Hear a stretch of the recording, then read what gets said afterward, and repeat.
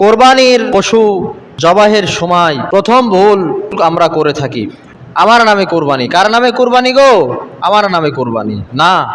ফাসাল্লি লিরাব্বিকা ওয়ানহার, নামাজ পড়ো আল্লাহর জন্য, কোরবানি করো আল্লাহর জন্য। ইন্না সলাতি ওয়া নুসুকি ওয়া মাহইয়ায়া ওয়া মামাতি লিল্লাহি রাব্বিল আলামিন, নিশ্চয় আমার নামাজ, আমার কোরবানি, আমার বেঁচে থাকা, আমার মরে যাওয়া সবটাই একমাত্র আল্লাহ সুবহানাহু ওয়া তাআলার জন্য।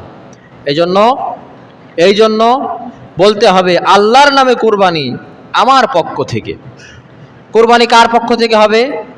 অনেকে বলে আমার স্ত্রীর পক্ষ থেকে দাও গো, মায়ের পক্ষ থেকে দাও গো, বাপের পক্ষ থেকে দাও গো। বিষয়টি এমন নয়। যার উপরে কোরবানি ওয়াজিব, যার টাকায় কোরবানি, তার পক্ষ থেকেই কোরবানি দিতে হবে, তার পক্ষ এবং তার পরিবারের পক্ষ থেকে।